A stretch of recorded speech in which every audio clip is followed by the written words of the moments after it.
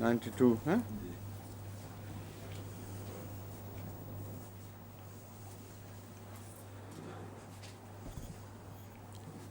اعوذ باللہ من الشیطان الرجیم. بسم اللہ الرحمن الرحیم. وما قدر اللہ حق قدرہ اذ قالوا ما انزل اللہ علی بشر من شیء قل من انزل الكتاب الذي جاء به موسى نورا وهدى للناس تجعلونه قراطيس تبدونها وتخفون كثيرا وعلمتم ما لم تعلموا أنتم ولا آباؤكم قل الله ثم ذرهم في خوضهم يلعبون. وهذا كتاب أنزلناه مبارك مصدق الذي بين يديه ولتنذر القرى ومن حولها والذين يؤمنون بالآخرة يؤمنون به وهم على صلاتهم يحافظون. ومن أظلم ممن افترى على الله كذبا أو قال أوحي إلي ولم يوحى إليه شيء ومن قال سأنزل مثل ما أنزل الله ولو ترى إذ الظالمون في غمرات الموت والملائكة باسطوا أيديهم أخرجوا أنفسكم اليوم تجزون عذاب الهون بما كنتم تقولون على الله غير الحق وكنتم عن آياته تستكبرون.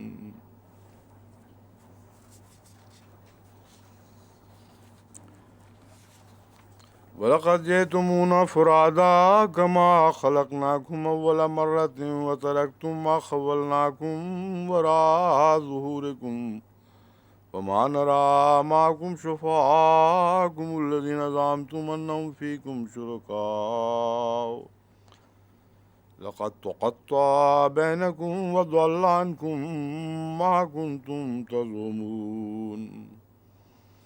إن الله فالق الحب والنوى يخرج الحي من الميت ومخرج الميت من الحي ذلكم الله فأنى تؤفكون. فالق الإصباح وجعل الليل سكنا والشمس والقمر حسبانا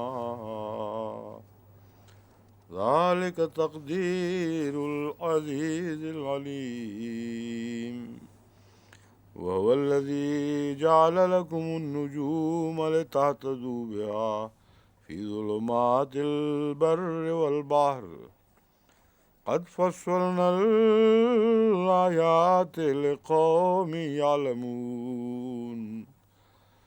وهو الذي ينشأكم من نفس واحدة فمستقر ومستودع قد فصلنا الآيات لقوم يفقهون.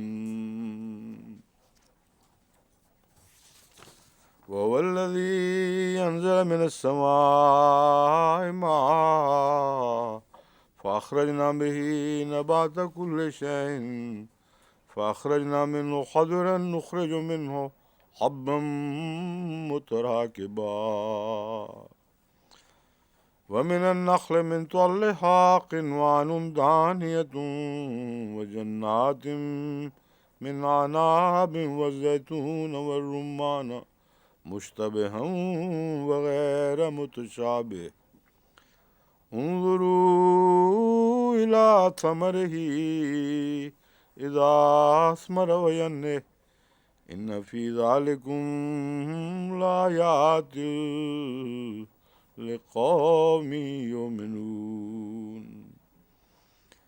وجعلوا لله شركاء الجن وخلقهم وخرقوا له بنين وبنات بغير علم سبحانہ وتعالی عما یصفون بدیع السماوات والارض انا یکون له ولد ولم تکن له صاحبہ وخلق كل شيء وهو بكل شيء عليم ذلكم الله ربكم لا إله إلا هو خالق كل شيء فاعبدوه وهو على كل شيء وكيل لا تدركه الأبصار وهو يدرك الأبصار وهو اللطيف الخبير قد جاءكم بصائر من ربكم فمن أبصر فلنفسه ومن عمي فعليها وما أنا عليكم بحفيظ وكذلك نصرف الآيات وليقولوا درست ولنبينه لقوم يعلمون اتبع ما أوحي إليك من ربك لا إله إلا هو وأعرض عن المشركين ولو شاء الله ما أشركوا وما جعلناك عليهم حفيظا وما أنت عليهم بوكيل ولا تسبوا الذين يدعون من دون الله فيسبوا الله عدوا بغير علم كذلك زينا لكل أمة عملهم ثم إلى ربهم مرجعهم وينبئهم بما كانوا يعملون وأقسموا بالله جهد أيمانهم لئن جاءتهم آية ليؤمنن بها قل إنما الآيات عند الله وما يشرككم أنها إذا جاءت لا يؤمنون ونقلب أفئدتهم وأبصارهم كما لم يؤمنوا به أول مرة ونذرهم في طغيانهم يعمهون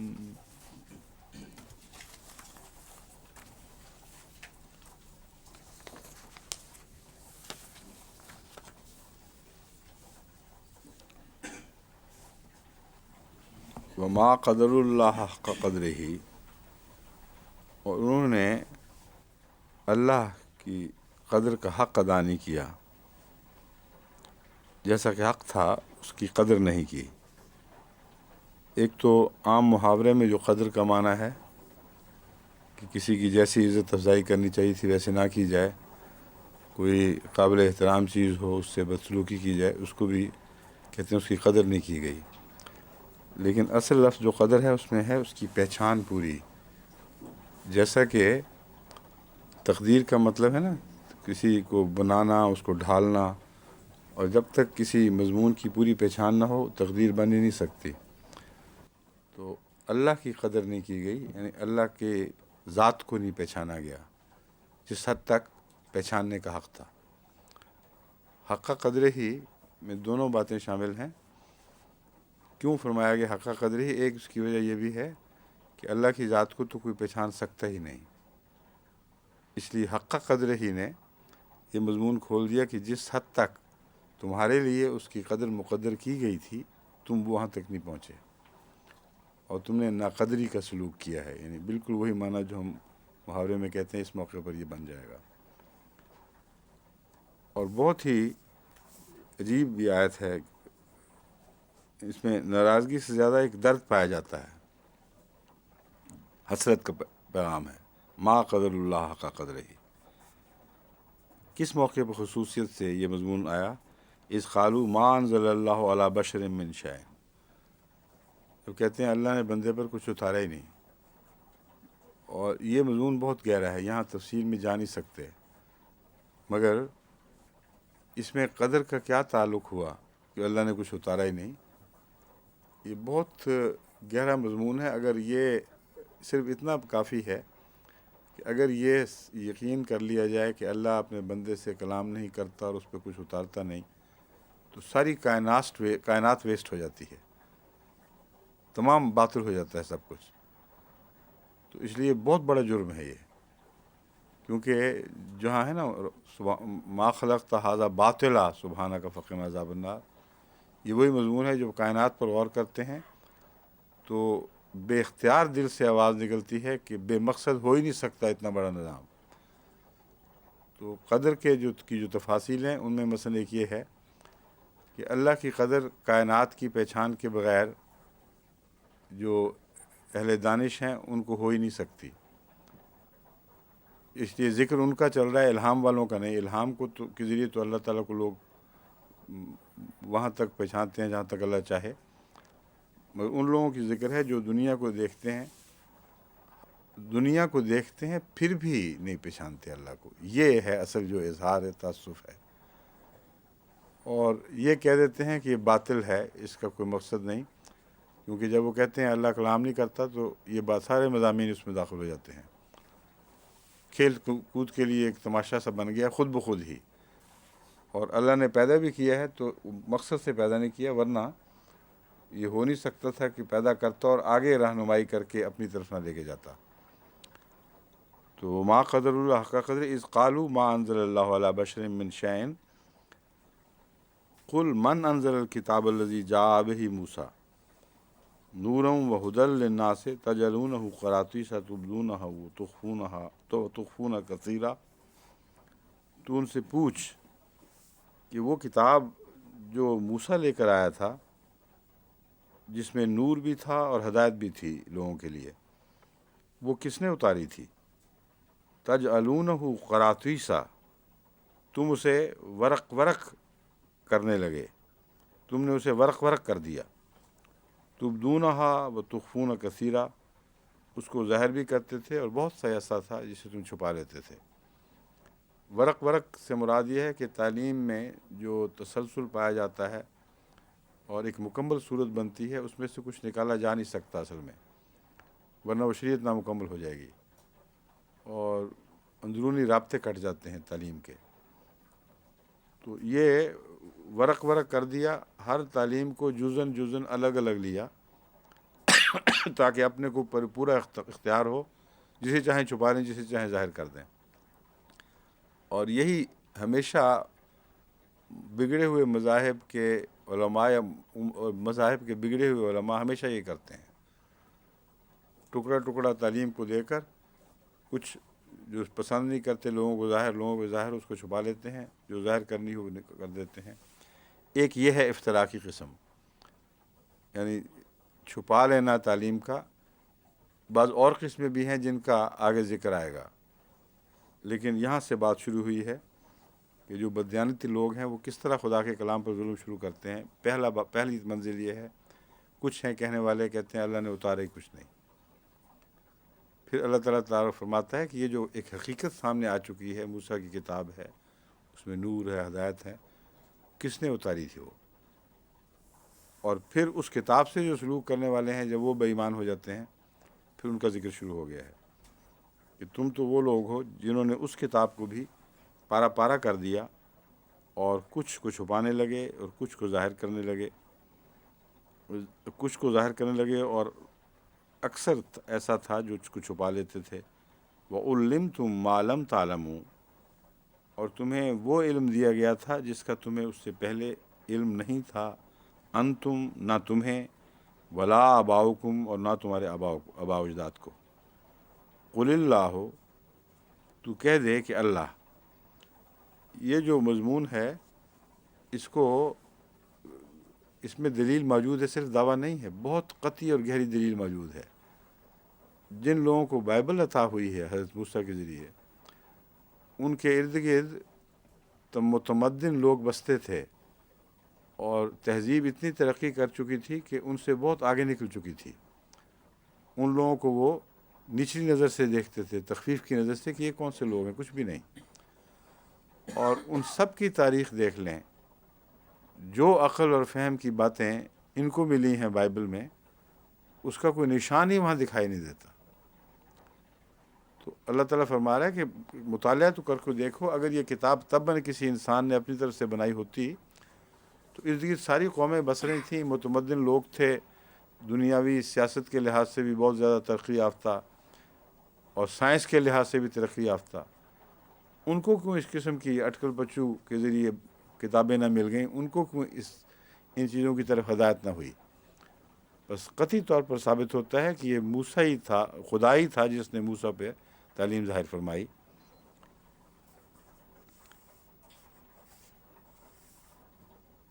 کہتے ہیں تمہیں وہ چیزیں دی ہیں اس کتاب نے جو تمہارے آباء و اجداد کو بھی کوئی علم نہیں تھا، اس سے پہلے کسی کو ان باتوں کو پتہ نہیں تھا۔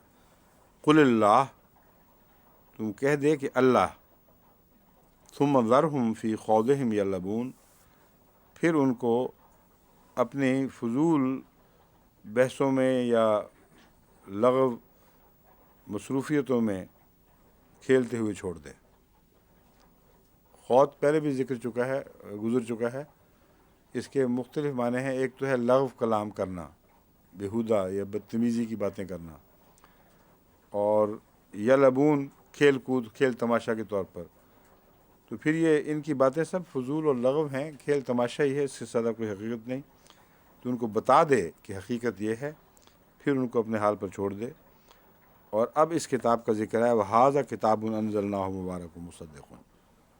اب اس کتاب کی باری آئی ہے، انزلناہ مبارکن، اسے ہم نے برکتیں دے کر اتارا، بہت زیادہ مبارک بنا کے اتارا، مصدق الذی بین یدیہ، اور یہ تصدیق کرنے والی ہے بین یدیہ، اس کی جو اس کے سامنے ہے۔ ترجموں میں آپ کو ملے گا اس کی جو پہلے گزر چکا ہے، حالانکہ جو پہلے گزر چکا ہے اس کے لیے قرآن کریم من قبل کا محاورہ استعمال کرتا ہے، اور عربی میں بھی اور قرآن کریم میں بھی بین یدیہ کا دوسری جگہ استعمال سامنے کے اوپر آتا ہے۔ اب افتراء نہ بلانے بین ایدیہن، تو بین عید کا تو مطلب ہے جو ہاتھوں کے سامنے ہے، اور یہ سمجھ نہیں آتی بعض مترجمین کو خیال نہیں جاتا کہ بین عید اگر مان لیں سامنے ہے تو وہ تو پہلے تھی، اس لیے اس کو سامنے کیوں کہا گیا ہے؟ بات یہ ہے کہ سامنے اس وقت کہا گیا ہے جب کہ پہلی کتاب کی تحریف اور اس کی تبدیلی کا ذکر پہلے گزر چکا ہے، اور جو پہلے تھی، جو پہنچی ہے اس وقت تک ان لوگوں کے ذریعے، اس کی تصدیق قرآن کیسے کر سکتا تھا؟ بین یدیہ سے مراد ہے وہ تعلیم جس کی قرآن نے تصدیق کر دی کہ یہ بائبل ہے، اور وہ محمد صلی اللہ علیہ وسلم کے سامنے تھی۔ چنانچہ جب بھی بائبل کا حوالہ دیتے تھے اس تعلیم کے ذریعے سے دیتے تھے، اور اس بات کو نہ سمجھنے کے نتیجے میں مستشرقین کو بھی اعتراض کا موقع ملا۔ کہتے ہیں قرآن کریم عجیب ہے، ایک طرف تو کہتا ہے وہ سچی کتابیں تھیں جو پہلے گزری ہیں، دوسری طرف ان میں کیڑے نکالتا ہے، اور بار بار کہتا ہے یہ بھی جھوٹ ہے وہ بھی جھوٹ ہے۔ تو کہتے ہیں قرآن میں ایگزیکٹلی میں نے یہی بات کہتے ہیں کہ قرآن میں تضاد ہے، اور ویری نے تو خاص طور پر اس کے متعلق بہت ہی بدزبانی کی ہے، جگہ جگہ وہ یہی کرتا رہتا ہے کہ دیکھو ایک دفعہ بائبل سچی، اب یہ دیکھو بائبل جھوٹی، تو کون جھوٹا نکلا؟ اس طرح کے سوال جس طرح مولویوں کا طریقہ ہے اس طرح وہ اٹھاتا ہے۔ حالانکہ اگر قرآنی محاورے کو پڑھتا عقل سے تو یہ صاف پتہ چلتا کہ بین یدیہ کا محاورہ بتا رہا ہے کہ جو اللہ نے محمد صلی اللہ علیہ وسلم کو بتایا ہے اسی بائبل کی تصدیق فرمائی ہے۔ اس کے علاوہ بائبل میں غلطیوں کے وجود کا ذکر کیا، اس کی تصدیق نہیں فرمائی۔ بس بین یدیہ کا ترجمہ یہ کرنا ضروری ہے میرے نزدیک، اور پہلے جو کیا گیا وہ بھولے پن میں کیا گیا ہے اس خیال سے، اور اس کی ایک وجہ موجود ہے، یہ نہیں کہ بڑے بڑے کوئی ایسی بات ہے جو ہو نہیں سکتی تھی، ان کی لاجک بھی اپنے رنگ میں ایک ٹھوس لاجک بنی ہوئی تھی ان کے سامنے۔ وہ کہتے تھے کہ بین یدیہ تو ہو نہیں سکتی کیونکہ ماضی میں اتری تھی، اس لیے ماضی اور بین یدیہ کا جو فاصلہ پڑ گیا تھا اس کی وجہ سے انہوں نے بین یدیہ کا محاورہ یہ بنا لیا جو اس سے پہلے گزری تھی۔ لیکن عربی نہ اس کی اجازت دیتی ہے نہ واقعات اس کی اجازت دیتے ہیں، کیونکہ جو پہلے تھی اگر اس کی تصدیق ہو جائے اور جو من قبلک کا محاورہ کہیں آیا ہے اس کی تصدیق، وہ اس زمانے کی تعلیم کی تصدیق ہے جب وہ اتر رہی تھی. جو ورثے میں کتاب پائی گئی ہے جس کے متعلق اللہ فرمایا قراتیسا کر چکے ہو تم اس کی تصدیق کبھی بھی نے قرآن نے کی، نہ کبھی کسی اور نبی نے کی ہے. اسی طرح حضرت مسیح پر یہود کا الزام تھا کہ تم ایک دفعہ طرف سے تصدیق کرتے ہو دوسری طرف جھٹلا رہے ہو. بار بار خود نیو ٹیسٹمنٹ میں ذکر ہے کہ اچھا پھر تم نہیں مانتے کو، بائبل کے صحیفوں کو نہیں مانتے؟ کیا اس میں لکھا نہیں ہوا کہ پہلے ایک ایلیا اترے گا؟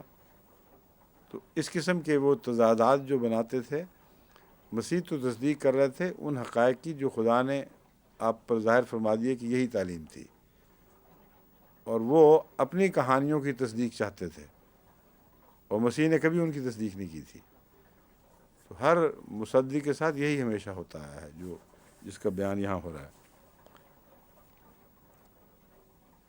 مصدق الذی بین یدیہ ولتنذر ام القری، اور کس چیز سے؟ اچھا، مصدق الذی بین یدیہ میں وہ تعلیم جو ہے وہ خود اپنی تصدیق بھی یہ کرتی ہے، ساتھ ہی وہ تعلیم جو اب اتر رہی ہے اس کی بھی تصدیق کرتی ہے، یعنی اس کے ثبوت مہیا کرتی ہے، اس کی سچائی کو ثابت کر دیتی ہے. تو بہت ہی وسیع مضمون کا کلام ہے بین یدیہ. وَلِتُنذِرَ أُمَّ الْقُرَىٰ وَمَنْ حَوْلَهَا، اور اس لیے یہ کتاب اتاری گئی ہے کہ ام القریٰ کو اور جو ارد گرد ہے اسے ڈرائے. اب یہاں مکہ نہیں فرمایا، کیونکہ اگر مکے اور اس کے ارد گرد کو ڈرانا مقصود ہوتا، یعنی یہ کہا جاتا تو مراد تھی کہ یہ عالمی تعلیم نہیں ہے بلکہ عرب کی تعلیم ہے. یہ محاورہ ام القریٰ کا آپ کو دنیا کی کسی الہی کتاب میں نہیں ملے گا. یہ حیرت انگیز محاورہ ہے، اور یہ عالمی مذہب کے اعلان کرنے کے لیے ایک بہت ہی خوبصورت کلام ہے. اور ام القریٰ مکے کے حوالے سے دوبارہ آپ غور کریں، پہلے وقت گزر چکا ہے بیان کہ ان اول بیت وضع للناس للذی ببکہ. اس لیے میں اس کا جو وہاں ترجمہ کرتا ہوں کہ پہلا مکان بنانے کا سلیقہ خدا نے مکے کے اس مکان کے ذریعے دیا تھا ان کو، جس کو ہم بیت اللہ کہتے ہیں.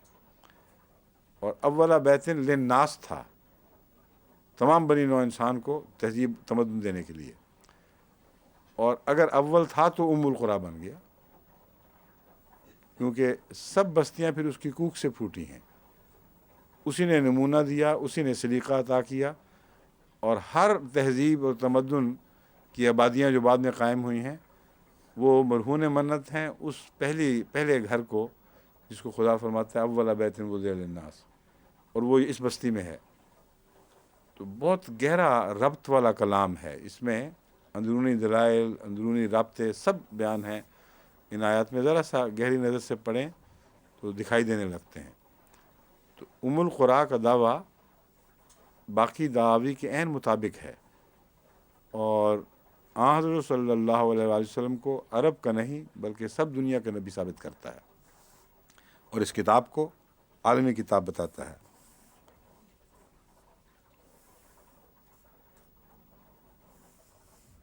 تنذر ام القریٰ ومن حولها والذین یؤمنون بالآخرۃ یؤمنون بہ وہم علی صلاتہم یحافظون. اب جو ہی کا استعمال ہے، ضمیر ہی، اس کو بھی کھلا چھوڑ کر قرآن کریم نے بہت فائدہ اٹھایا ہے مضامین کو وسعت دینے میں. بسا اوقات ہی کی ضمیر پہ یہ بحث چل پڑتی ہے، اس کی طرف ہے اس کی طرف ہے، حالانکہ دونوں طرف ہوتی ہے، اور دونوں طرف ہونے میں مضمون میں وسعت پیدا ہو جاتی ہے. اس طرف ہے تو یہ مطلب ہے، اس طرف ہے تو وہ مطلب ہے. اب یہاں بھی عجیب کلام ہے، والذین یؤمنون بالآخرۃ یؤمنون بہ وہم علی صلاتہم یحافظون. اگر بہی کی ضمیر آخرت کی طرف ہی پھیری جائے، وہ لوگ جو ایمان لاتے ہیں آخرت پر، یؤمنون بہ، وہ ایمان لاتے ہیں، وہم علی صلاتہم یحافظون، خالی ایمان نہیں ہے، اس کے نتیجے میں عمل پیدا ہوتا ہے۔ وہ جو سچا ایمان لاتے ہیں وہ ایسا ایمان لاتے ہیں کہ پھر عبادت اس سے خود بخود پھوٹتی ہے، اور ناممکن ہے کہ قیامت کی گھڑی پر اور یوم جزا حساب پر ایمان ہو اور انسان عبادت سے غافل ہو۔ تو یہ اس کا طبی نتیجہ ہے۔ دوسرا اس کا ترجمہ بنتا ہے یومنون بالآخرت یومنون بہی، جو آخرت پر ایمان لاتے ہیں وہ اس کتاب پر بھی ایمان لاتے ہیں جس کا ذکر ہو رہا ہے۔ اور وہ جو پہلے ذکر گزر چکے ہیں نا، آخرت پر ایمان لانے والے بخشے جائیں گے، اس کا مطلب ہے جب ان کے سامنے کتاب آئے گی تو یہ ہو نہیں سکتا کہ آخرت پر ایمان ہو اور کتاب پر نہ ہو، کیونکہ اس کتاب کی شناخت تھی اللہ تعالیٰ کی صفات ہیں، اور وہ عالمی صفات ہیں، وہ زمانے سے پاک ہیں۔ وہ لوگ جن کو خدا کی لقاء کا خیال ہو، وہ خدا کو اس کتاب کی تعلیم سے پہچان لیتے ہیں جو ایک عالمی شناخت ہے اللہ تعالیٰ کی ذات کی، اور اس میں کوئی اختلاف بڑا نہیں ہے۔ وہ یہ الگ ایک بحث ہے، میں اس میں نہیں جاؤں گا اس وقت۔ یہاں دیکھیں اختلاف ضمائر سے مضمون ایک جگہ اور بن گیا، دوسری جگہ اور بن گیا، اور اس کے باوجود مسلسل کلام ربط کے ساتھ جاری ہے۔ ومن اظلم یومنون بہی میں رسول اللہ صلی اللہ علیہ وسلم کی طرف بھی ضمیر جا سکتی ہے۔ وہم علی صلاتہم یحافظون، اور وہ اپنی عبادتوں کی، اپنی نمازوں کی حفاظت کرتے ہیں۔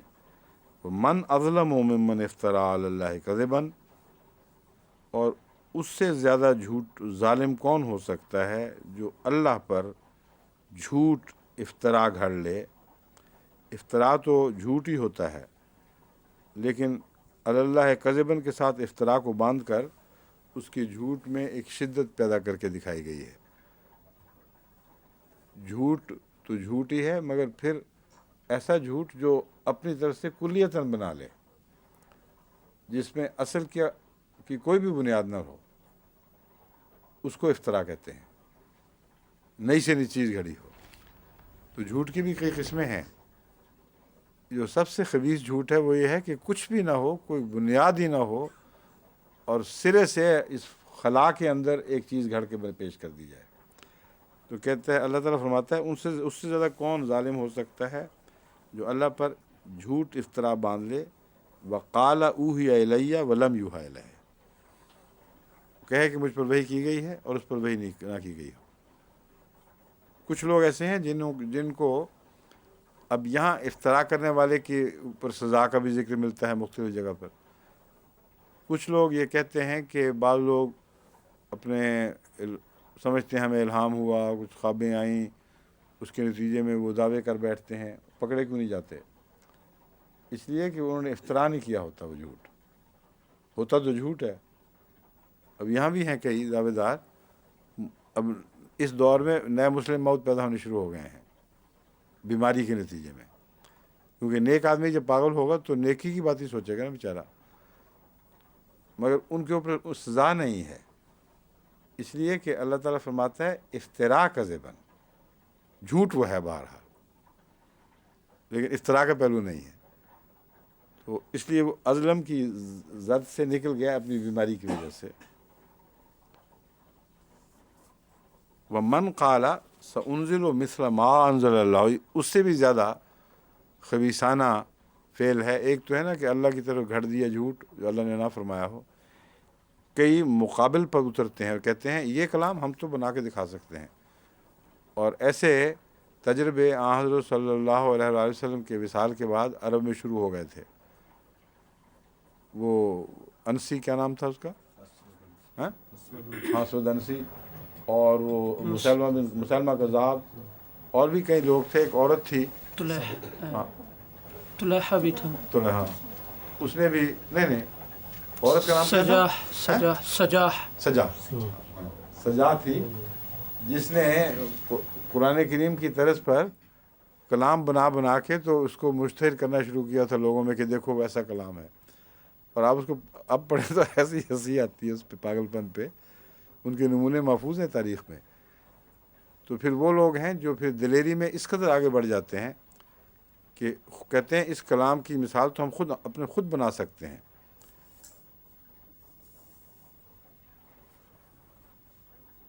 پھر فرماتا ہے ایک تو یہ کہہ رہے ہیں نا، اب اگر تو ان کو دیکھ سکتا جب یہ اپنے انجام کو پہنچتے ہیں ایسے لوگ، تو پھر تو یہ سمجھ آتی کہ ان لوگوں سے کیا سلوک ہونے والا ہے. وَلَوْ تَرَىٰ إِذِ الظَّالِمُونَ فِي غَمَرَاتِ الْمَوْتِ، کاش تو دیکھ سکتا کہ جب یہ لوگ موت کی سختیوں میں مبتلا ہوتے ہیں. غمرات پے بپے سختیاں جو موت کی آتی ہیں جان کنی کی حالت کی، اس کے لیے لفظ غمرات استعمال ہوا ہے. عرب شعراء نے بھی اس کا لفظ اس کو بڑے طاقت سے استعمال کیا ہے. یرا غمرات الموت ثم یزورها.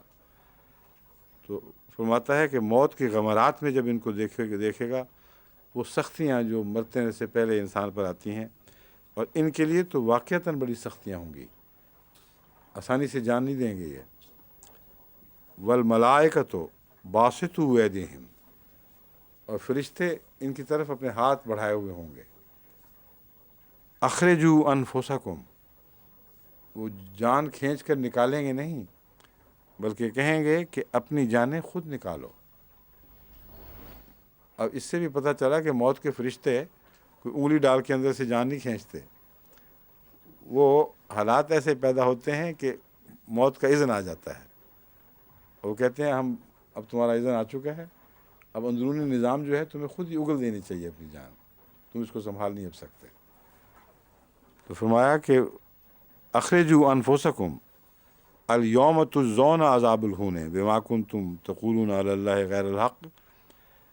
آج اب تجزون عذاب الہون، تمہیں ذلت کا عذاب دیا جائے گا، بما کنتم تقولون علی اللہ غیر الحق، کیونکہ تم اللہ پر حق کے سوا بات کیا کرتے تھے، یعنی ناحق باتیں کرتے تھے.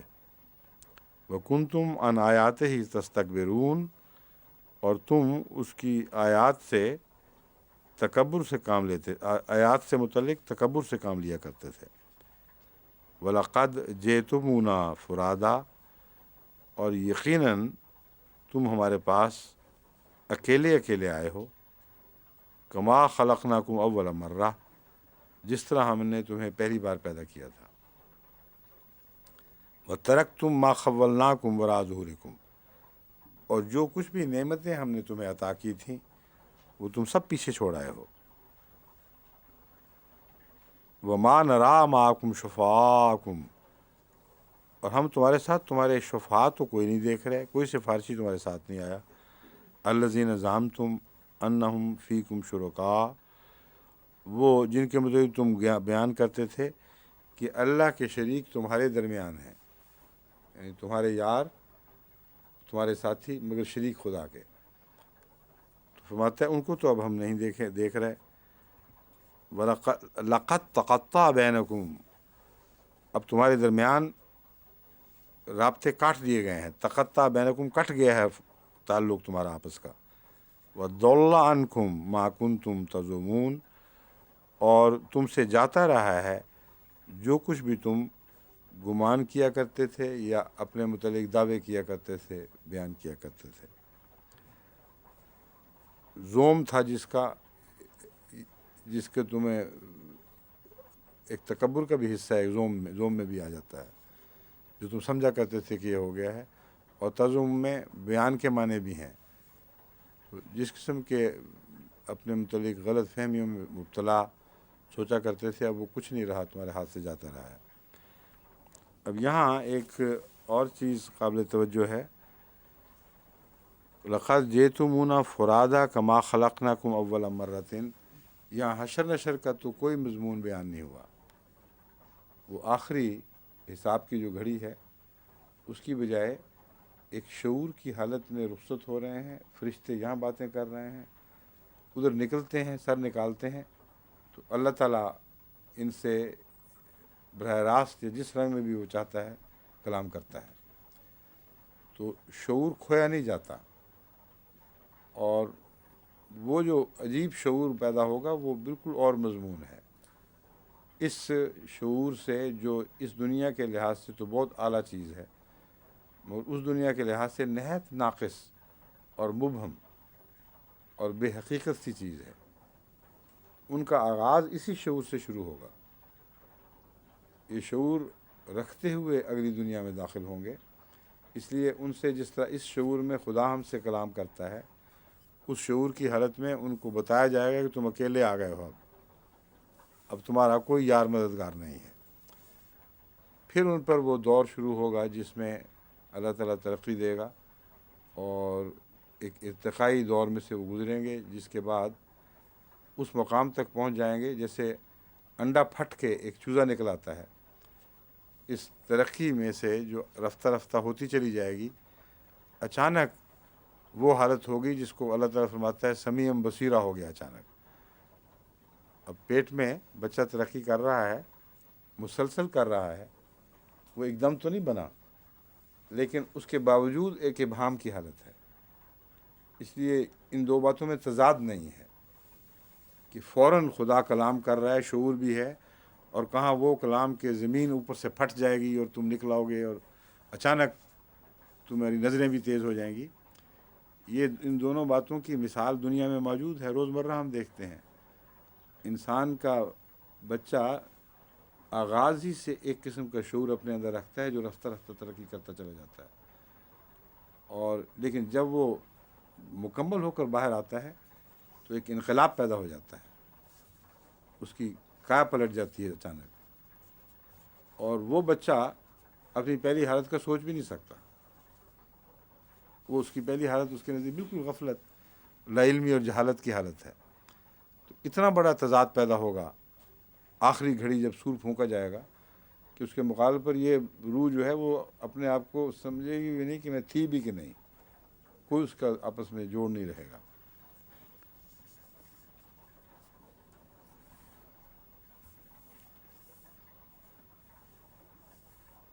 اچھا، لقد یہ تو ہو چکا، اب ہے ان اللہ فالق الحب والنوا۔ اللہ تعالیٰ پھاڑنے والا ہے گٹھلیوں کا اور بیجوں کا۔ حب دانے کو کہتے ہیں، نوا گٹھلی کو، تو حب سے مراد بیج ہیں اصل میں۔ اب اس مضمون کا اس سے دیکھیں کتنا گہرا تعلق ہے۔ بیج میں وہ چیز موجود ہوتی ہے، لیکن جب وہ پھٹ کر نکلتی ہے تو ایک نئی نوعیت کی تخلیق ظاہر ہوتی ہے۔ گٹھلی میں وہ چیز موجود ہے ورنہ نکلے ہی نہ، اور اس کے باوجود جب نکلتی ہے تو کیا پلٹ جاتی ہے۔ تو اللہ تعالیٰ نے جو فرمایا تم ہمارے پاس آؤ گے تو اس طرح آؤ گے، لیکن جب ہم تمہیں نکالیں گے تو یہ کیفیت ہو جائے گی کہ پہچانے نہیں جاؤ گے کہ وہی چیز ہو تم۔ ان اللہ فالق الحب والنوا یخرج الحی من المیت، دیکھیں وہی مضمون چل رہا ہے۔ اس کے مقابل پر تم میت تھے گویا کہ، جب ہم نئی زندگی دیں گے تو مردوں سے نکالیں گے تمہیں، اس طرح جس طرح گٹھلی سے زندہ چیز نکالتے ہیں۔ وہ مخرج المیت من الحی، اسی طرح زندوں سے بھی وہ مردے نکالتا ہے، یعنی ایک زندے کو مردہ بھی کر دیتا ہے۔ اور یہ مضمون ہم پہلے ساری دنیا میں دیکھ چکے ہیں۔ لیکن ایک اور بھی مضمون ہے کہ یہاں جو لوگ زندے سمجھے جاتے تھے نا، روحانی طور پر وہ مردوں کی طرح پیش ہوں گے، ان کے اندر کوئی زندگی کا اثر نہیں ہوں گے۔ ذالکم اللہ فانا تؤفکون، یہ ہے تمہارا اللہ، بس تم کہاں پھرائے جاتے ہو یا پھیرے جاتے ہو۔ توفقون کا ترجمہ اردو میں مشکل ہے، مطلب ہے الٹے پھیرے جاتے ہو۔ تمہاری عقلیں سیدھے رستے پر چلتے ہوئے الٹ کیوں جاتی ہیں، تم الٹی باتیں کیوں شروع کر دیتے ہو، یہ مراد ہے توفقون۔ فالق الاصباح، وہ پھاڑنے والا ہے اصباح بیج کا، لیکن صبح کا بھی مطلب ہے، کیوں جی اصباح میں صبح آ جاتی ہے کہ نہیں ہیں؟ جی اور روشنی، بیج بھی کہتے ہیں، بیج بیج نہیں کہتے، مگر اس لیے میں کہتا ہوں کہتے ہیں، فالق الحب، نہیں میں سمجھ گیا ہوں۔ فالق الاصباح کا میں ترجمہ بیج صرف اس لیے کیا ہے کہ حضرت میر صاحب نے لفظی ترجمے میں بیج کا لفظ استعمال کیا ہے، اور حضرت میر صاحب لفظی ترجمے بہت محتاط تھے۔ میر محمد اسحاق صاحب رضی اللہ تعالیٰ عنہ. اس لیے وہ جب کوئی بات ترجمہ کریں تو تحقیق ضرور کرنی چاہیے. اس لیے میں نے آپ سے کہا ہے کہ اس کی تحقیق کریں کہ انہوں نے تفسیری ترجمہ کیا ہے جو عموماً نہیں کرتے وہ، یا کسی ڈکشنری نے اس کا ترجمہ بیچ کا بھی دیا ہے. سمجھ گئے؟ لیکن جہاں تک میں اس کا ہمیشہ جو ترجمہ کرتا ہوں وہ صبحوں کا ہے یا صبح کے مضمون کا تعلق ہے. اس بات سے مراد صبح نہیں ہے بلکہ صبح بنانا، صبح کے فعل کا واقعہ ہونا. تو وہ صبح بنانے والا خدا ہے، اصباح کا خالق ہے. وجعل اللیل سکنا، پھر اس کے مان بعد دیکھیں لیل کا بھی ذکر آ گیا، اور اس نے رات کو سکینت کے طور پر بنایا. والشمس والقمر حسبانا، اور سورج اور چاند کو حساب کا ذریعہ. اب یہاں سے بہت گہرا مضمون ہے شروع ہو جاتا ہے. انسان کی پیدائش کا مضمون کی طرف واپس اللہ تعالیٰ جا چکا ہے، اب چلا جاتا ہے اس کو یہ بتا کر کہ تمہارا ساتھ یہ ہوگا. فرماتا ہے ہم اس دنیا میں جس طرح زندگی پیدا کرتے ہیں، جو کچھ ہم تمہارے ساتھ سلوک کرتے آئے ہیں، یہ وہ چیزیں ہیں، ان کو یاد رکھو، اور ان سب کی ناشکری کر کے اگر تم ہم تک پہنچو گے، یہ مضمون ہے، تو پھر تم سے زیادہ ظالم اور بے وقوف کوئی چیز نہیں. تمہیں بھی ہم نے کس طرح بے حیثیت چیز کو پیدا کیا تھا آغاز میں. دوسری جگہ مردوں سے زندہ کرنے کا یہ معنی بھی ہو سکتا ہے، تم کچھ بھی نہیں تھے، اور پھر دوبارہ مرتے ہو، پھر ہم بیچ سے دوبارہ تمہیں پیدا کر دیتے ہیں. ہر چیز کے ساتھ یہ سلوک ہو رہا ہے. اور اب تم مرے، اب پھر تمہیں ہم نے زندہ کر دیا. اور اب احسانات کے تعلق میں اللہ تعالیٰ فرماتا ہے فالق الاصباح، وہ صبح نکالنے کا فالق ہے، یعنی صبح کا جو نظام ہے صبح پھوٹنے کا، اس نظام کو پھوڑ کر اس میں سے صبح نکالنے والا ہے. رات کو اس نے سکینت کا ذریعہ بنایا اور سورج اور چاند کو حسبان، حساب کا. عام طور پر رات کو سکینت کہہ کر ذہن میں یہ خیال آتا ہے کہ اب یہ ذکر ہوگا کہ چاند اور سورج گرد گھوم رہے ہیں، لیکن وہ نہیں فرمایا ذکر، حسبانہ کہہ دیا ہے. اور اس سے ملتا جلتا ایک لفظ گھومنے کے لیے بھی ہے، سبحہ. یہاں حسبہ کے معنی ہے، وہاں سبحہ ہے. سبحہ کا مطلب ہے تیرنا. قرآن کریم نے مختلف جگہ سورج کے لیے سبحہ کا لفظ بھی استعمال، چاند سورج سیاروں کے لیے، کلٌ فی فلک یسبحون. یہاں یحسبون ہے نہیں ہے، یسبحون ہے. اس لیے میں آپ کو فرق بتاتا ہوں، ان دونوں چیزوں میں بڑا فرق ہے. سبحہ کا مطلب ہے تیرنا، حسبہ کا مطلب ہے حساب کرنا. اور یہاں صوتی طور پر انسان یہ سمجھ لیتا ہے غلطی سے کہ جب زمین کو ساکن بتایا ہے تو ارد گرد چاند سورج کو گھومتا ہوا بتایا گیا ہوگا. اور ایک ایسا شخص جس کو واقعتاً علم نہ ہو کائنات کا، جیسا کہ رسول اللہ علیہ وسلم کے زمانے میں کسی کو یہ علم نہیں تھا کہ زمین ٹھہری ہوئی نہیں ہے اور چاند اور سورج ارد گرد نہیں گھوم رہے، بلکہ ساری کائنات گھوم رہی ہے. یہ موقع تھا غلطی کا. یہاں خود بنانے والا، یہ بحث چل رہی نا، خود بنانے والا بڑا ظالم ہوتا ہے، ساتھ ثبوت مہیا کر دیا ہے. تبھی میں آپ کو کہہ رہا تھا مصدق لما بین یدیہ میں یہ بات بھی داخل ہے. اپنی تصدیق یہ کلام خود کرتا چلا جاتا ہے. کوئی شخص اس زمانے کا جس نے کلام بنایا ہو، یہاں وہ حسبان کا معنی نہ پیش کرتا. وہ کہتا ہے زمین ساکن ہے اور چاند و سورج گھوم رہے ہیں، اور سب نے مان لینی تھی بات. لیکن دیکھیں خدا نے یہاں اور مضمون چھیڑ کر کس طرح اس حضرت صلی اللہ علیہ وسلم کی تصدیق فرما دی کہ اپنے منہ سے یہ کلام نہیں کر رہا. حساب کا ذریعہ یہ اس لیے ہے کہ حقیقت میں حساب کا وجود ہی چاند سورج کے سے پیدا ہوا ہے، ورنہ ٹائم کا کوئی تصور نہ پیدا ہوتا، کوئی ریگولیشن کا سلسلہ نہ بنتا.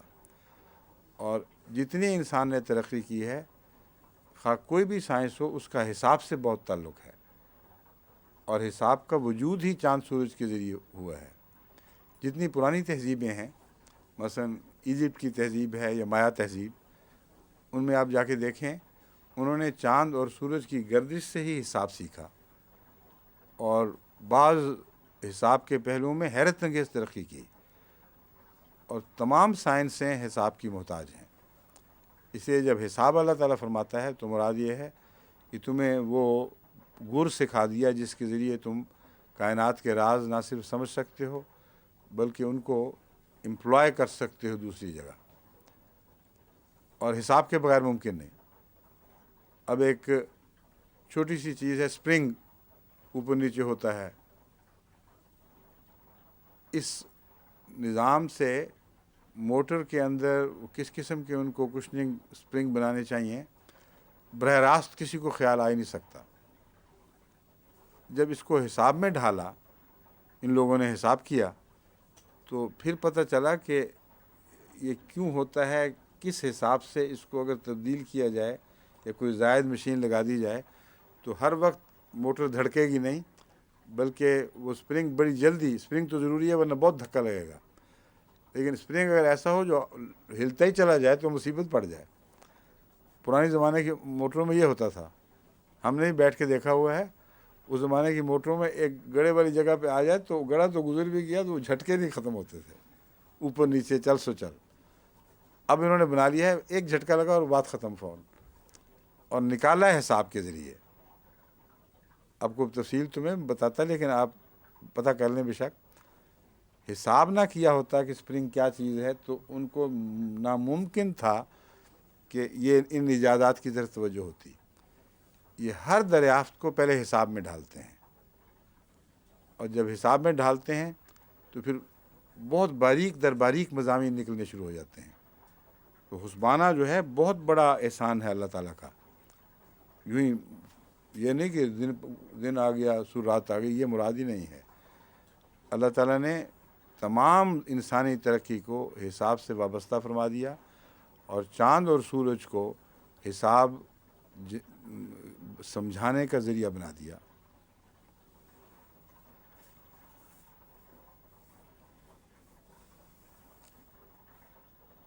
ذالک تقدیر العزیز العلیم، یہ تقدیر اس کی ہے جو بہت غالب اور بزرگی والا ہے اور بہت جاننے والا ہے۔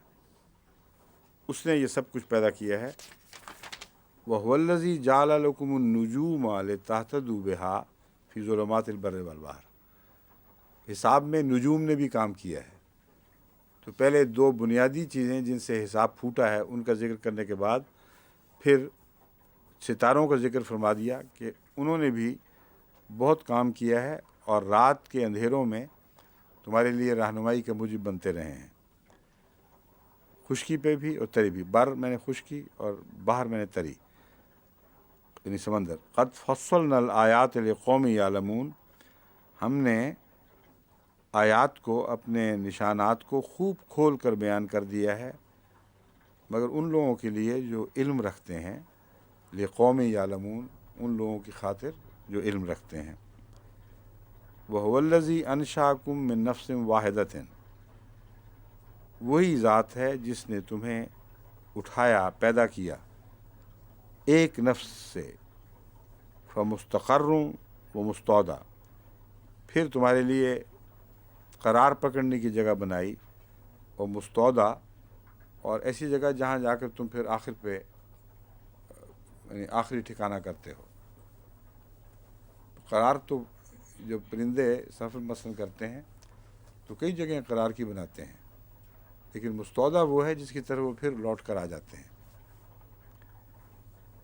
قد فصلنا الآیات لقوم یفقہون، ہم نے ان لوگوں کے لیے جو استدلال کی صلاحیت رکھتے ہیں، تفقع سے مراد ہے کسی چیز کو دیکھ کر اس پر غور کرنا، اس کو سمجھنا، ان کے لیے ہم نے یہ اپنی نشانیاں جو ہیں، اپنی آیات خوب کھول کھول کر بیان فرما دی ہیں۔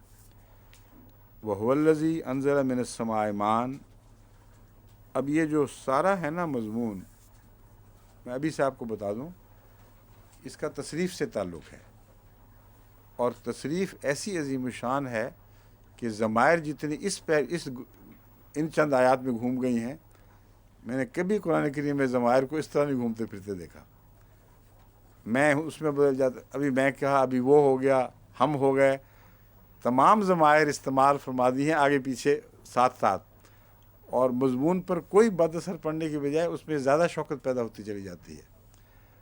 اور آگے سارا تصریف کا مضمون چل رہا ہے، کس طرح ہیر پھیر کر بدل کر ہر پہلو سے باتیں روشن فرما رہے ہیں اللہ تعالیٰ. قد فصلنا الآیات لقوم یفقہون وہو الذی انزل من السماء ماء، وہی ذات ہے جس نے آسمان سے پانی اتارا، فاخرجنا بہ، پھر ہم نے نکالا. دیکھا ہے، اخرجنا بہ نبات کل شیء، ہم نے اس سے ہر قسم کی نبات نکالی. فاخرجنا منہ خضرا، پھر ہم نے اس سے سبزی نکالی. نخرج منہ حبا متراکبا، اب صیغہ ہی بدل دیا. اخرجنا ماضی کا صیغہ تھا، نخرج مستقبل کا صیغہ چلا گیا. اب یہ ضمائر بدلی ہیں لیکن مضمون میں خرابی پیدا ہونے کی بجائے نئی باتیں داخل فرما دیں. آسمان سے پانی اتارا، پھر خود بخود نہیں اگتی چیزیں.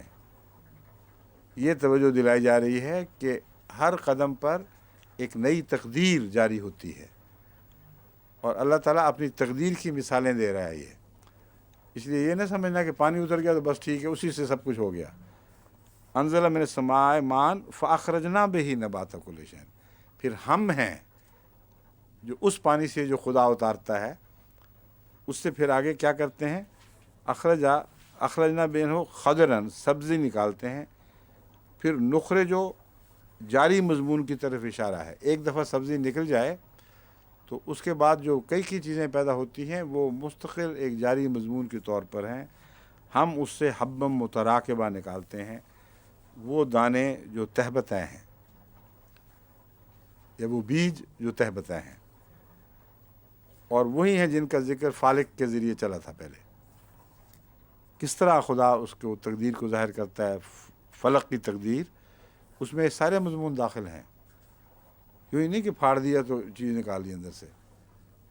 پہلے پانی اتارتا ہے، پہلے بادلوں کو پھاڑتا ہے، پھر پانی اترتا ہے، پھر وہ نظام جاری کرتا ہے جس سے سبزہ نکلے، پھر ان کو الگ الگ کر دیتا ہے. یہ بھی فلق کا حصہ ہے. ایک ہی قسم کے بیج نہیں ہیں، ان کی نوعیتیں الگ الگ ہو جاتی ہیں، الگ الگ تھیلیوں میں پھر وہ منقسم ہو جاتے ہیں. وَمِنَ النَّخْلِ مِن طَلْعِهَا قِنْوَانٌ، اور کھجوروں میں سے ان کے گابھوں میں سے خوشے نکالتے ہیں.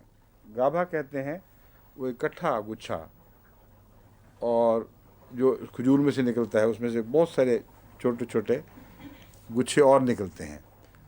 تو بڑے گچھے کے لیے گابھا کا لفظ بھی استعمال ہوتا ہے، مگر اور کوئی معروف عام لفظ مجھے علم میں نہیں ہے. کیا کریں گے اس کو؟ عربی میں دیکھا تھا، آنے سے پہلے انہوں نے غلاف ٹائپ کا لفظ بتایا تھا، یعنی نخرج منہ، غلاف میں لپٹا ہوا. جی اس کے اندر پھر خوشے کافی سارے ہوتے خوشے بھی تو لپٹے ہوئے ہوتے ہیں غلافوں میں. ہیں. وہی بتا رہا نا کہ کھجور کے اندر سے وہ غلاف نکالتے ہیں، اس کے اندر پھر بہت سے خوشے نکلتے ہیں. یہ وہ بتا رہا تھا. ہاں ٹھیک ہے. ان کا مطلب ہے کہ جو بڑا گابھا ہے وہ ایک غلاف کی طرح نکلتا ہے، اور اس غلاف میں ایک ہی خوشہ نہیں ہوتا بلکہ متعدد خوشے ہوتے ہیں. یہ مطلب ہے نا. ٹھیک ہے. ہاں ہاں ہاں، وہ میں نے دیکھا ہوا، وہ اس کو گابا کہتے ہیں. یعنی قرآن کریم جو فرما رہا ہے کہ ہم اس کو پہلے اس طرح اس کی یہ بنتی ہے. من طلعها قنوان، طلع کہتے ہیں اس غلاف کو جس کے اندر کئی گچھے اکٹھے کیے ہوئے ہوتے ہیں. دانیتوں جو جھکے ہوئے ہوتے ہیں، یعنی بوجھل ہوتے ہیں پھل سے. وجنات من عناب، اور انگوروں کے باغات. وزیتون، اور زیتون کے. والرمان، اور انار کے. مشتبہم وغیر متشابہ، مشتبہ و غیر متشابہ سے کیا مراد ہے؟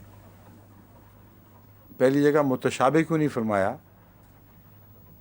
ورنہ بظاہر تو یہ سمجھ لگتا ہے کہ یہ کہنا چاہیے متشابہ و غیر متشابہ، کیا فرق ہے؟ پھلوں وغیرہ کی قسمیں ہیں، اور بعض قسمیں اندرونی طور پر ملتی جلتی ہیں مگر دوسری قسموں سے مشابہ نہیں ہیں۔ مثلا کیلا ہے اور سٹرس فروٹ ہے، مالٹا وغیرہ۔ اب مالٹا اور سکنج وہ کیا کہتے ہیں اس کو، لیم نہیں، وہ جو میٹھی سی چیز ہوتی ہے، میٹھا، ہاں میٹھا، میٹھا، اور کئی قسم کے ہیں، سنگترا ہے، کینو ہے، یہ ساری چیزیں مشتبہ ہیں، ایک دوسرے سے مدغم ہیں، اشتباہ واقعتاً پیدا ہو جاتا ہے۔ بعض بار دیکھ کے پوچھتے ہیں یہ کیا چیز ہے، مسمی بھی ہے ایک چیز ہے، تو یہ مشتبہات میں سے ہیں، لیکن متشابہ نہیں ہیں دوسروں کے، کیونکہ جو دوسرے پھل ہیں وہ نوعیت ہی ان کی اور ہے۔ تو اللہ تعالیٰ فرمایا یہ سارے پھل جو ہیں ہم جو نام لے رہے ہیں ان کی بہت سی قسمیں ہیں جو آپس میں ملتی جلتی ہیں، بہت سی اور پھل بہت سے ایسے ہیں جو غیر متشابہ بھی ہیں، اور ان کے اندر پھر مشتبہ کا مضمون بھی پایا جاتا ہے، یہ مطلب ہے۔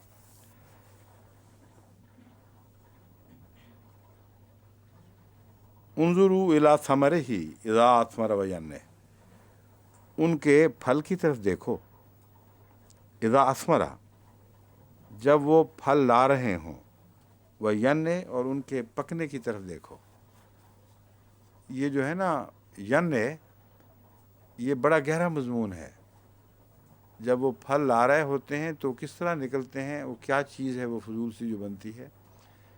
یہ عجیب بات ہے کہ ایک ہی چیز بن رہی ہے اس میں، بنیادی طور پر وہ صرف کاربوہائیڈریٹس بن رہے ہیں کاربن ڈائی آکسائڈ کے استعمال سے، جو فوٹو سنتھسس کے ذریعے روشنی کو کاربوہائیڈریٹس میں بدل رہی ہے۔ یہ بنیادی چیز ہے جو ہو رہی ہے، اور اس کے ساتھ اتنا تنوع جس کے متعلق پہلے بیان فرما چکا ہے کہ صرف اتنی سی بات ہو رہی ہے کہ روشنی کو ایک چیز فوڈ کے ایک قسم میں بدل رہی ہے، اس سے آگے ینا تک اتنے مختلف مراحل ہیں، اتنی اندرونی کیمسٹری کام کر رہی ہے کہ جب وہ پک رہے ہوتے ہیں پھل تب ان کے مزے بدلتے ہیں اور حیرت انگیز تبدیلیاں واقع ہو جاتی ہیں۔ جب وہ پھوٹ رہے ہوتے ہیں بطور پھل کے، اس وقت ان میں کوئی فرق نہیں ہوتا۔ اب بے شک چبا کے دیکھ لیں سارے ایک ہی چیز ہیں۔ کھٹاس بھی پیدا ہوتی ہے تو ینے کے دوران، ان کے پکنے کے عمل کے دوران ان میں یا کھٹاس پیدا ہوگی یا بو پیدا ہوگی یا مٹھاس پیدا ہوگی، لیکن پھوٹتا ہوا جو پھل ہے وہ برابر ہے ایک قسم کا۔ اور بڑے ہونے کے ساتھ تبدیلیاں بھی بننی شروع ہو جاتی ہیں، اور اس عرصے میں جو کیمیکل چینجز ہیں وہ انبلیویبل ہیں۔ کس طرح ان میں حیرت انگیز تبدیلیاں پیدا فرمائی گئیں، اسی مٹی، اسی پانی سے، اسی کاربن ڈائی آکسائڈ سے جو ہوا میں ہے، اسی نائٹروجن سے جو ان کا حصہ بنتی ہے۔ وہ اندرونی عمل کیا کیا ہیں جنہوں نے یہ حیرت انگیز واقعات پیدا کیے، فرمایا ان پر غور کرو۔ لیکن غور کی تکلیف نہیں فرماتے مسلمان، سوچتے ہی نہیں۔ قرآن کریم پہلی کتاب ہے جس نے یہ کہا ہے، کبھی کسی اور کتاب نے یہ باتیں نہیں کہیں، اور آنکھیں بند کر کے بیٹھے ہوئے کھانے سے پڑی ہوئی، بس ہے بڑا میٹھا کہہ دیتے ہیں بس۔ اور یعنی پر غور اللہ فرما کہتے ہیں نہیں، غور جی کو ضرورت نہیں، کہتے ہیں وہ کافر کریں، وہ غور کرتے رہیں، ہم تو ہمیں تو صرف مزے سے غرض ہے۔ یہ جہالت کی باتیں ہیں، میں آپ کو اس لیے سمجھا رہا ہوں کہ احمدی اسکالرز کا فرض ہے کہ ان آیات کا حق ادا کریں، کیونکہ ما قدر اللہ حق قدر ہی سے مضمون شروع ہوا ہے، اور اس کو میں نے باندھا تھا کائنات پر غور سے، اور یہ اس کی مثالیں دے رہا ہوں کہ یہ ساری اللہ کی قدر سے تعلق رکھنے والی باتیں ہیں۔ اگر ہم نے ان پر غور نہ کیا تو ہم بھی ان لوگوں میں ہوں گے جنہوں نے اللہ کی قدر جیسا کہ حق تھا نہیں کی۔ اس لیے تمام احمدی سائنٹسٹ کو قرآنی تعلق میں جہاں جہاں بھی ایسے اشارے ہیں ان پر غور کر کے جو پہلے مضمون تیار ہو چکے ہیں ان کو پڑھ کر انٹر ریلیٹ کریں، اور جو نئے مضمون قرآن نے بیان کیے ہیں وہ بیان کریں اور بتائیں کہ تم غلط کہہ رہے ہو، قرآن ٹھیک کہہ رہا ہے۔ یہ وہ مضمون ہے جس طرف یہ اللہ تعالیٰ توجہ دلا رہا ہے کہ آپ ہی آپ خود بخود پک جاتے، تم سمجھتے ہو کہ خود بخود ہی ہو رہا ہے، یہ نہیں ہو رہا۔ پانی کے بعد سے ہم نے عمل خود شروع کیا ہے۔ اب یہ تمام تقدیر جو جاری ہو رہی ہے اس میں ہر لمحے پہ ہمارا دخل ہے، اور تمہیں ہم یہ اب دعوت دیتے ہیں، غور کرو، ان فی ذالکم لآیات لقوم یؤمنون، جو ایمان لانے والے ہیں ان کے لیے ان میں نشانیاں ہیں۔ اب یہ پہلو، کیوں جی وقت ہے نا 1 منٹ، اس کے بعد میں بات ختم کر دوں گا۔ ایمان لانے والوں کے لیے کیا نشانیاں ہیں؟ یہ جتنے جاہل غور کرتے ہیں، بے ایمان لوگ، وہ غور کر کے پھر سارے غور کو ضائع کر بیٹھتے ہیں، جو کچھ بنتے ہیں اس کو قطر دیتے ہیں، کیونکہ خدا تک نہیں پہنچتے۔ تو اللہ تعالیٰ فرماتا ہے غور میں جب کہتا ہوں تو ایمان والوں غور کرو۔ ایمان والے بدو بن کے بیٹھے ہوئے ہیں، جو بے ایمان ہیں وہ غور کر رہے ہیں، اور اللہ تعالیٰ کا حق نہ یہاں ادا ہو رہا ہے نہ وہاں ادا ہو رہا ہے۔ اس لیے ضروری ہے احمدی سائنٹسٹ کے لیے کہ ان امور پر غور کریں، کیونکہ وہ ایمان والے ہیں۔ جب وہ غور کریں گے تو اللہ تعالیٰ کے فضل سے اللہ تعالیٰ کی صفات جس طرح جلوہ گر ہیں اور جیسے جیسے ان میں معجزے ہیں، ان کو دنیا میں خدا کے حوالے سے پیش کر سکیں گے۔ باقی انشاءاللہ پھر کب ہے؟ اب کل ہے نا؟ ہاں 3 ہفتے کے بعد؟ اچھا اچھا انشاءاللہ باقی پھر سفر سے واپسی پہ۔ خدا حافظ۔ یہ مجھے نشان ڈال لیں اب۔